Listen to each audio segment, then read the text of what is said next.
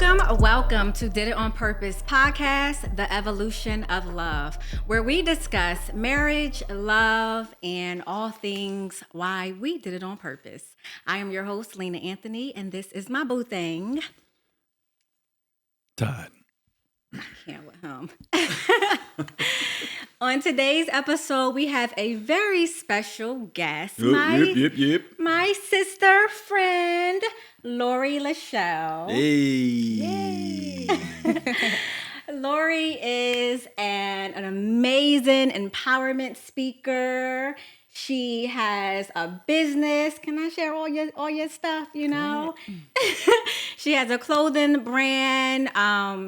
She is a leader at Revelation Church, and I just love her. I've known her for several years. Yeah, we have. Many years, almost like 9 years. Yes. Yeah. And so I'm excited to have you on this episode where we are discussing life after divorce. Who's to blame?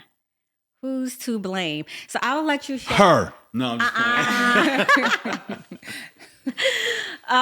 You guys know that I've been married, I've been divorced, my husband been divorced, and so we want to just share some real life stories. We want to get transparent on divorce and what that looks like. And so we have a guest who has also been married, went through her divorce process, and so she's here to share a little bit about that. And so let's just get real. Fantastic. Let's just discuss the naked truth of why we did that on purpose. Okay.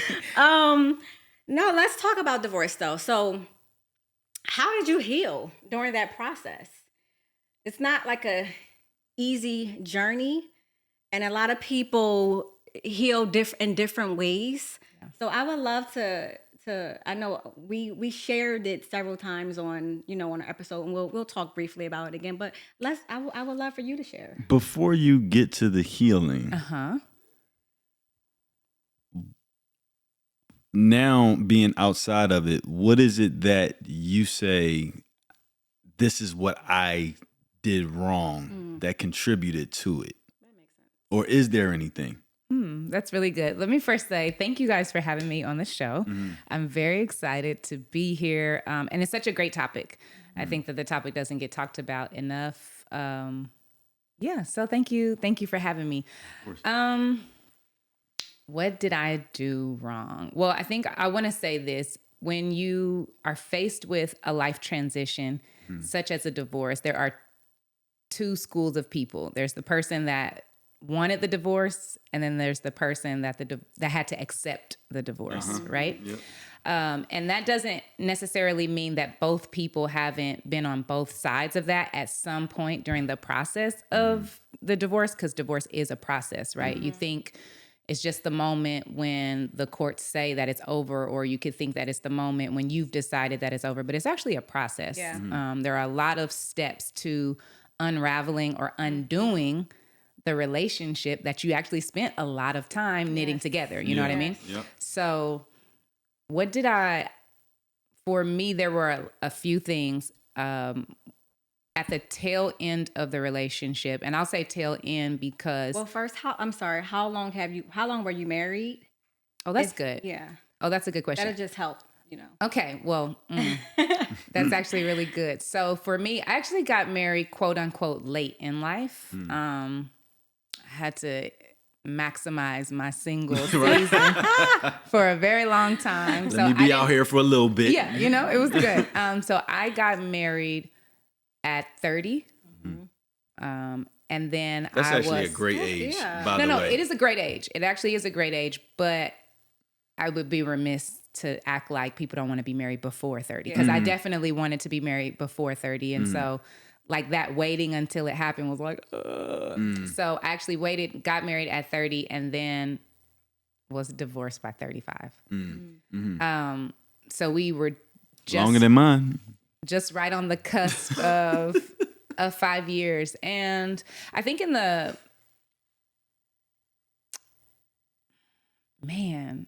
because it's layered. Okay, I'll say this. I wasn't the one that brought the discussion of divorce to the table. but it did cross my mind several times in the relationship. I just made different decisions. I just decided like, no, I'm married. I'm going to stick it out. I'm going to, push through whatever I have to push through. And that sounds noble until you realize towards the end, once we were going through counseling and everything, that most of the decisions that I was making were for me and they were by myself, even though they were directly impacting the marriage. Right.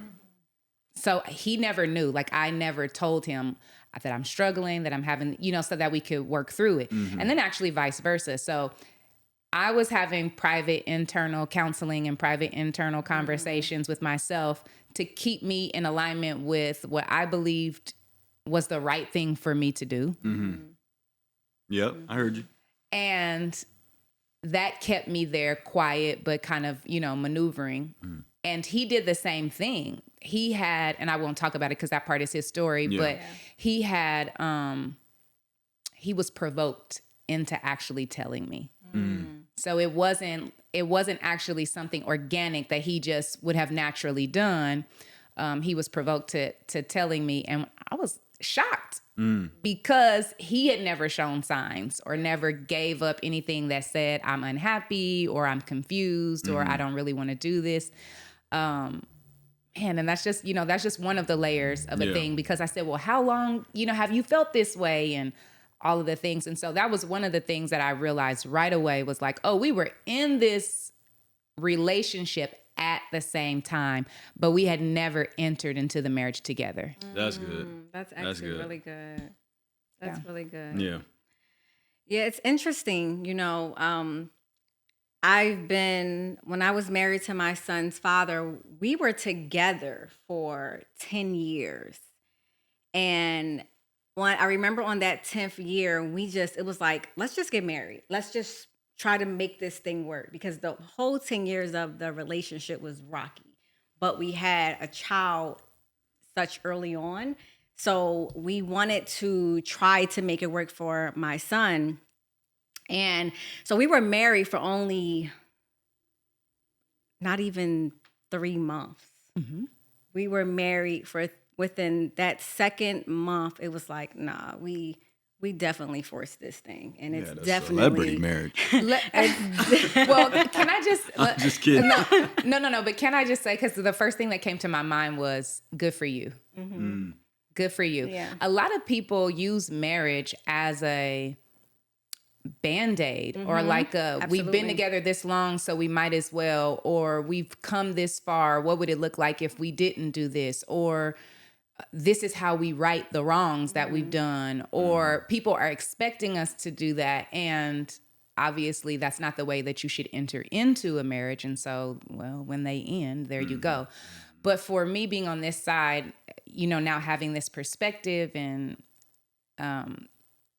obviously also with just revelation that God has given me, it's like the sooner you can recognize that you're out of alignment and you do something about it to bring yourself back into alignment, that is the best course of action. Like, so the fact that you say 3 months and that sounds bad, no, actually that 3 months realigned where you were misaligned for 10 years. Yeah, no, absolutely. And that's what we actually both realized. We both realized, no, we forced this. This was, even though God allowed it to happen, it wasn't actually the will. It wasn't his plan. It wasn't his purpose. It was our plan, us trying to control a life that God had already told us the assignment was done. We had our son. That was the assignment. And the moment we fulfilled that, it was something else for us to get to. But what it was, honestly, for us was us trying to create something that we never had and something that we've never seen within our life, in our family, history. And so my thing was, let me force this. Let me give my son what I never had. Let me create it. Let me make it work. And so it didn't work. So the 3 months happened, and okay, let's go get divorced. It wasn't a mutual agreement because he still had fight in him. But I knew That's good. I can't fight this with you because I'm listening to the voice of God. I was at that time, I was truly in such a new relationship with God, but it was like I was growing, I was cultivating, I was hearing him clearly, dreams, hearing his voice. And God was showing me, so I'm like, how is this happening? But you're showing me something else. You're showing me a new life. And so the healing process for me was a journey, because I was almost kind of stuck in something that I actually couldn't get out of. It took a lot of, now I'm fighting against what he's fighting for. And so now it's like, I'm not signing these papers. Yeah. Because we agreed to be married. So we're going to keep making it. I'm like, we've been trying to make it for 10 years. The marriage, like you said, it was a Band-Aid. That's not going to heal this wound. I love that. You actually said so many. I need a notepad, because I'm like, you said so many things. I'm going to say this, and specifically to those who identify as believers, right? Believers in Christ.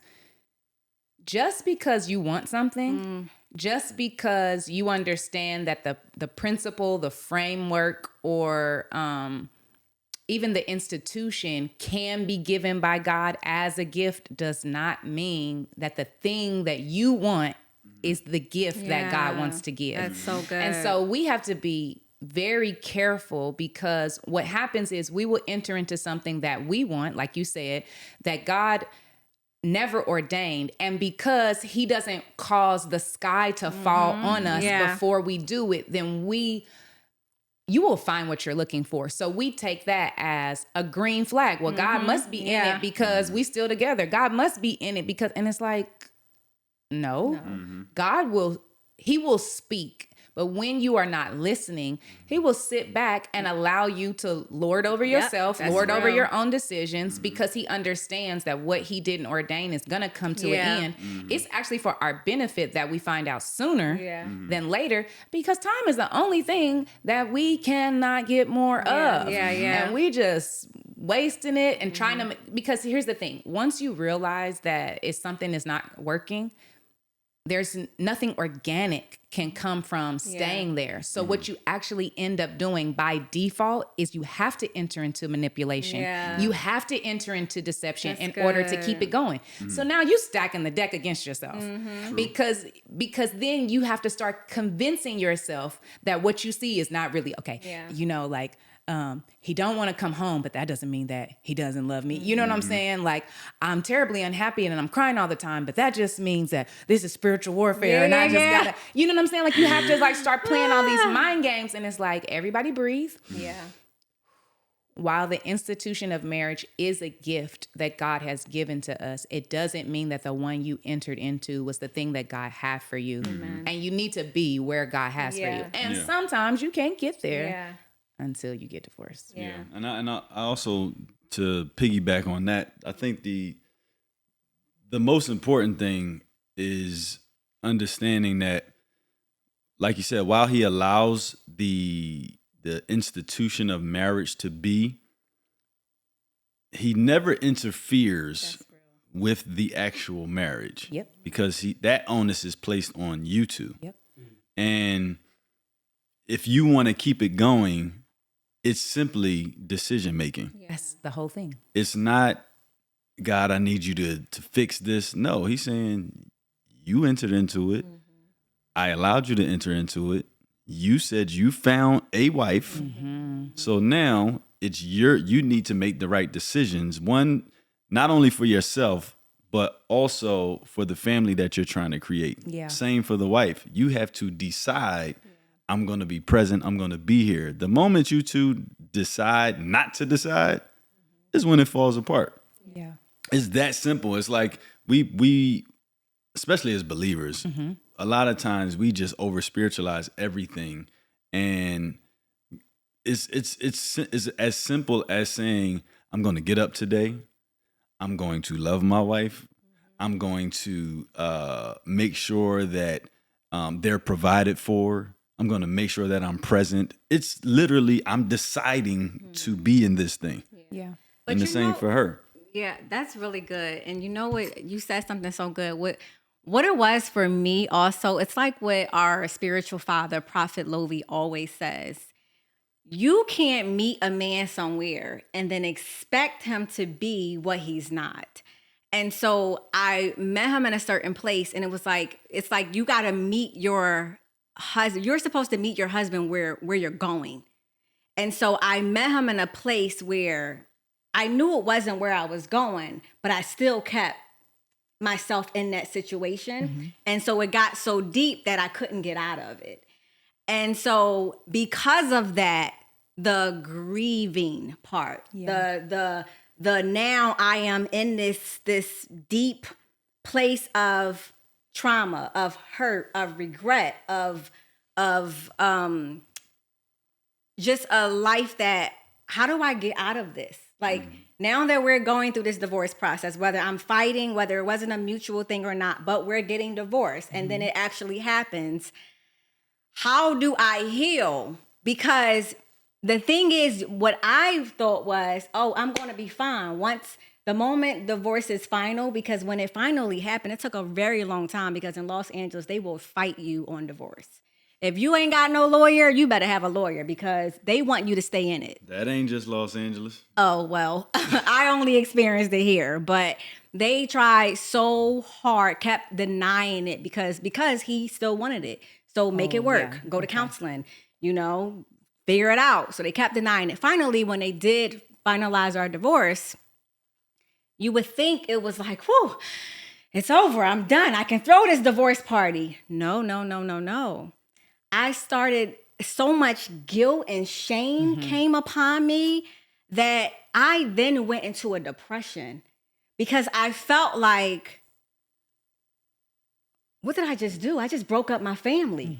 Like, these thoughts that I didn't think of when it was happening, like, I knew that I was separating my family for a reason, but for some reason, I actually allowed the enemy to manipulate me. I allowed my thoughts to deceive me and started to control my behaviors and my feelings. Even though they're not truth, they took control over every decision I made for like a year.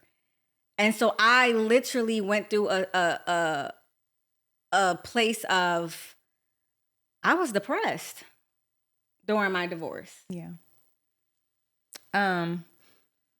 So I want to actually comment on something that you both said. Todd, you mentioned that marriage is getting up every day and making a decision. And at the basics of everything, that is anything you get into. Yeah. Once you make a commitment, you just get up and you don't actually make the commitment again. You just uphold the commitment that you already made, right? You don't wake up every day and I'm going to be married today. No, you just, I decided that I'm going to be married and you're going to do this. However, marriage is a team sport. Absolutely. That unfolds unlike any other team sport that a person, would have been a part of up to that point. And this is what I mean. Every other sport, you actually receive a type of satisfaction, a type of reward, an internal reward.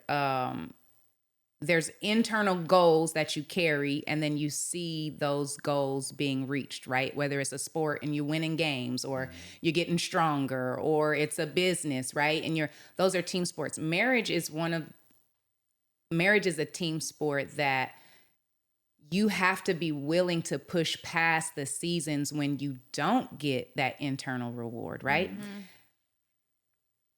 But there is a space where you have to recognize, is this where I need to grow up before I give up?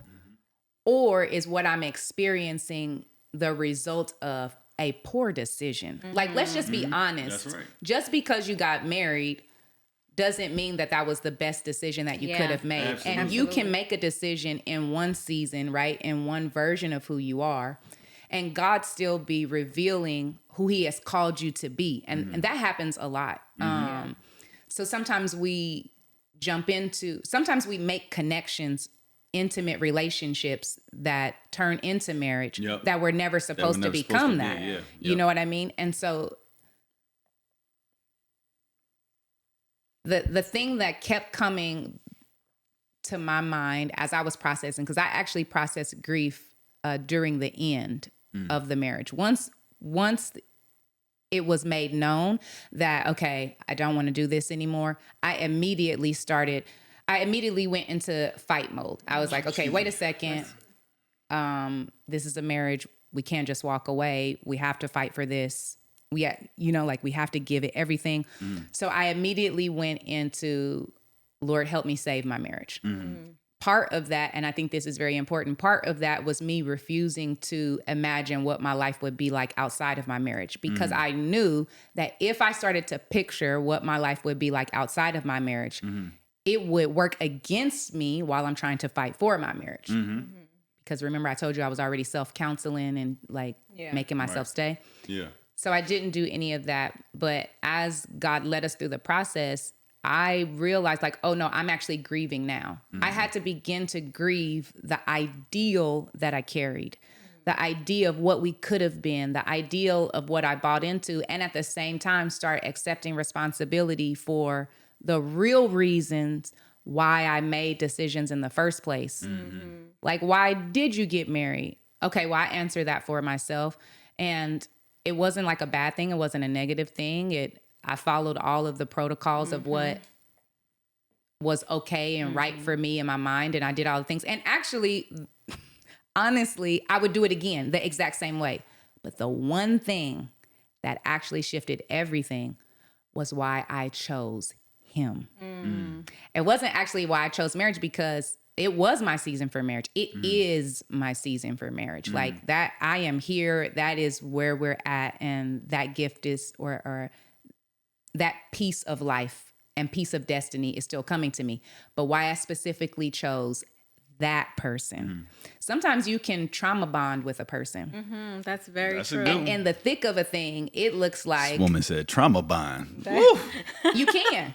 No, I know. real. You know what I mean? I'm just saying, and then you think, oh my gosh, this is everything. Sometimes we can have the same enemy. And because we have the same enemy, that puts us there's a connection. There's a connection. Sometimes it's just rebellion. Yeah.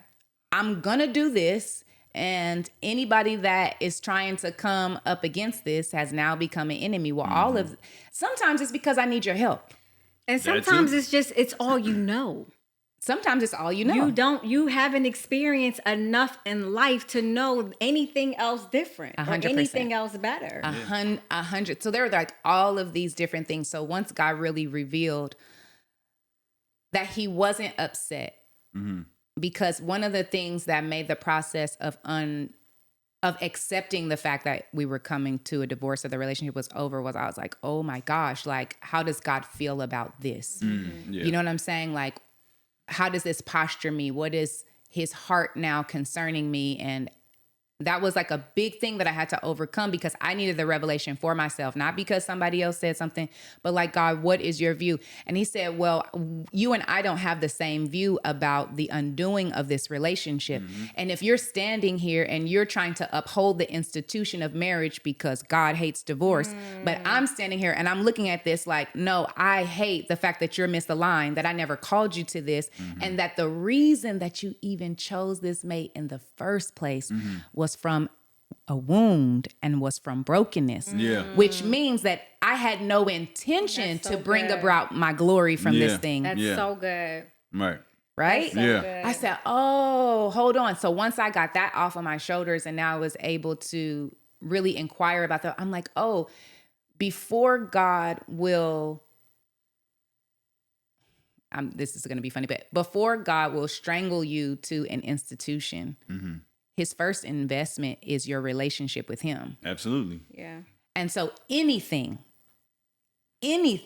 that's going to come in between what he's building with you has now become the thing that he considers the enemy, including the institution that he's able to gift you to get to the destiny that he's called to you. But if it's not, now it's the thing that's keeping you from the destiny that he's called to you. And guess what? He's not like, well, at least you are not getting a divorce. He's sitting up there and he's like, but the reason that you have breath, the reason that you exist is for this purpose. The reason that I give the gift of marriage is to undergird, is to multiply, Yeah. is to expand this thing that I've called you to.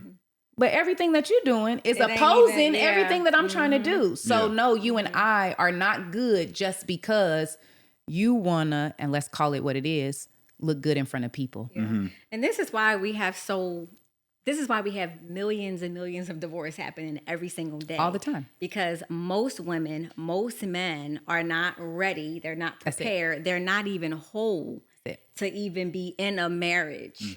They don't have a relationship with God, who has created and ordained marriage, to know for sure if this is for me. Am I ready for this? And so I think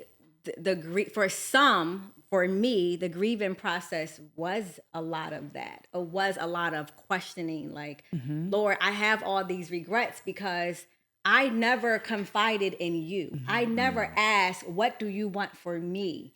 And so while my friends was like, you did it, you're out of it, let's have a divorce party. No. It's like, no, because now I'm in regret. Now I need to step back and say, okay, who am I? Who am I? And that was my healing process. Literally sitting with God, building a relationship with my maker, my creator, my father, getting to know him so that I can get to know me, so that I can know what he has for me, what he wants for me.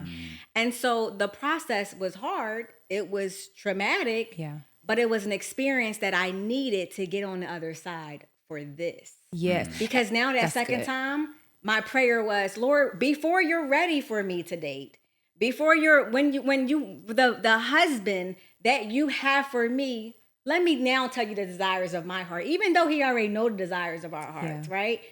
This is what I want in a man because I know who I am. Yeah. I know what you've placed inside of me. I know what I'm capable of. Yeah. That's really good. I know that this time around, it's a destiny partner. I know my purpose. Yeah.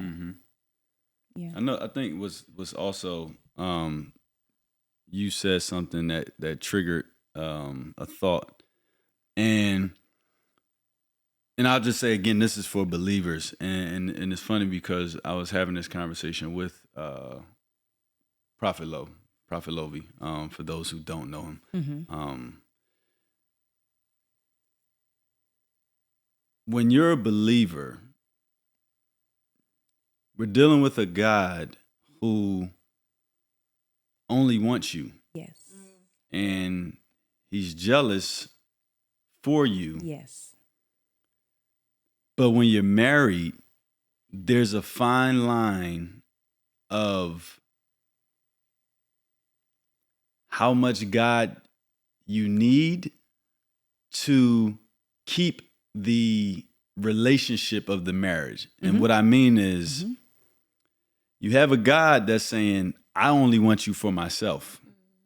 But when you're married, you have to figure out how to also make that work. So, and he said something that was like, is very true. It's like, you can't chase God so much that you forget that you're in a marriage, a union, because that can also separate you too.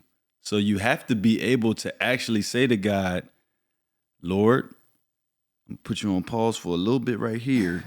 I need to go spend some time with the spouse that you've allowed me to have, because if I don't, that thing is going to get separated.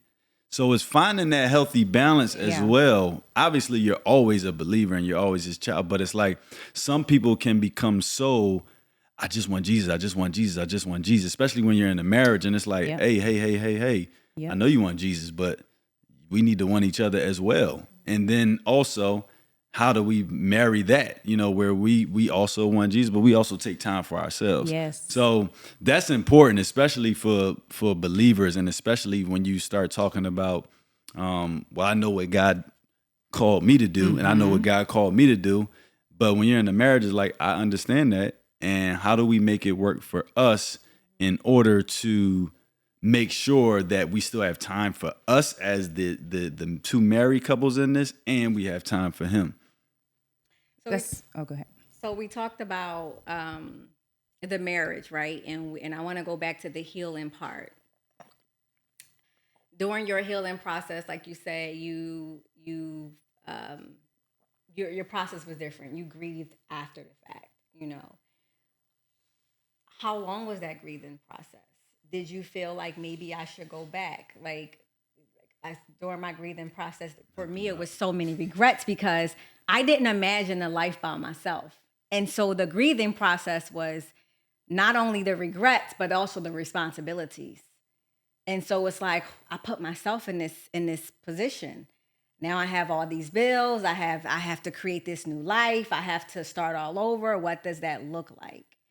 So because people don't talk about divorce enough, and it's not that it's a bad thing, right? It's a beautiful mess, but it is an experience and a journey that no, I don't wish it on everybody. But if you go through it, that's the thing. You're going to go through it. How do you heal in that process without living in this space of God don't condone marriages. I'm never going to remarry. Nobody's going to accept me because I've been married before. I have a child. Like, how do we help people get past that? Because sin is sin. But we don't want y'all getting no divorce. It's a beautiful mess, but please don't go through no divorce. No, we're not saying. I'm sorry. We're not. I'm just praising. saying. I know we ain't praising it, but that's the worst experience I've ever had in my life. I'm sorry. It is. But I find myself counseling or mentoring a lot of people, women who have been divorced, and they are like, I'm never going to get married again. Nobody's going to accept me. Like it's shamed. Okay. I do want to say this, and I've been thinking about this for a couple of seconds now. I full-fledged, wholeheartedly would not encourage anyone to get a divorce. There are so many steps that can be taken that produce growth within a person that will reposition you to be able to go through all of the phases that are available to you in a marriage. Absolutely. That was a great way to put it. Good. But divorce is a reality. Yeah. And so that is one of the things that I know you all wanted to bring to the forefront is sure the ideal, the highest ideal regarding marriage is till the end with no divorce. And also the reality is we live in a world where people are getting divorces. And just as God didn't strangle you or throw you into that marriage, he's also not going to strangle you and require you to stay within the marriage, right?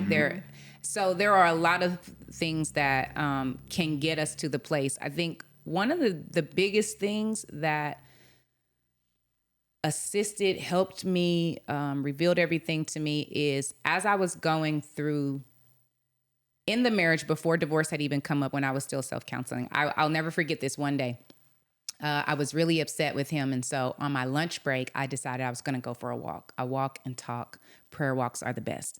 So I'm walking down the street and I'm just going in, me and God.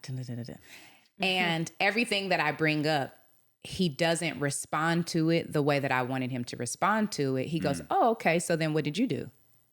Oh, okay. So are you not hearing what he's saying? Oh, okay. Well, it sounds like and I'm like, God, it's like every time I'm saying something, I'm trying to complain and you keep turning it back to me. You on his side. No. Right. Exactly. And it was just so gently that he said, yeah, because everything will always be you and me. That's good. And I was like, wait, what? And he was like, yeah, I know you want to talk to me about him, but it will always be you and me. And in that moment, I realized that a lot of times we marry a person and then through that person look for God, look for the presence of God. That's actually really but good. God says, no, you are married to me. And through me, you will know how to be in relationship with your neighbor. And this specific intimate relationship is called a spouse. Because of that, when everything started to unravel and started to unfold, I was able to go through the grieving process during that time. Before the divorce was actually final, I was able to go through that.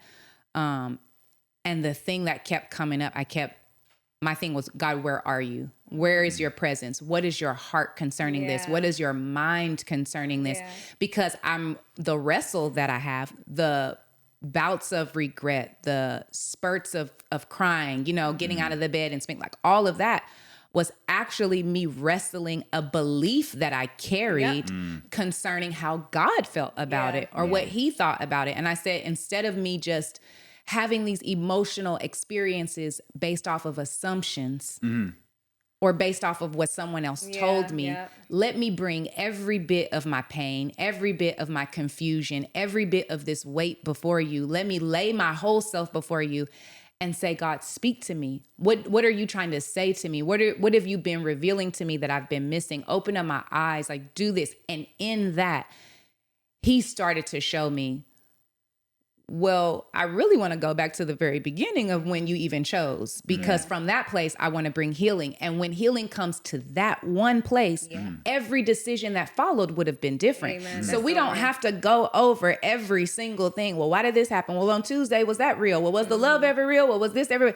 Yes, it was real according to the version of you that you were operating as, but that was never the fullness of who I had you to be. Yeah. And so once I got to that place, then I was able to not only understand that the separation of the relationship was not the failure of the relationship, but it was God showing me that it was the relationship had fulfilled what he allowed for the connection to be.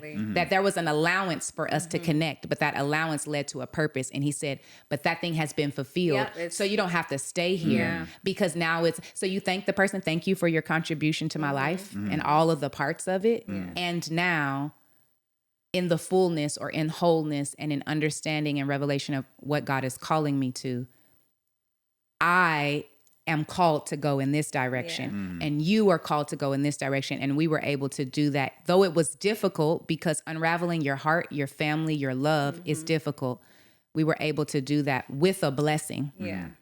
And now I'm receiving my next blessing. Amen. Listen, I was literally about to say. Y'all heard it here first. She out here. She's available. So if that's what but you got to come correct. Listen, you got to come correct with Lori. So how long have you been divorced now? Officially divorced? Oh, officially? That's a good question. I think a year, over a year. Okay. Oh, officially a year. We've been separated for longer than that, but yeah, officially a year. Okay. And so now you're ready for remarriage.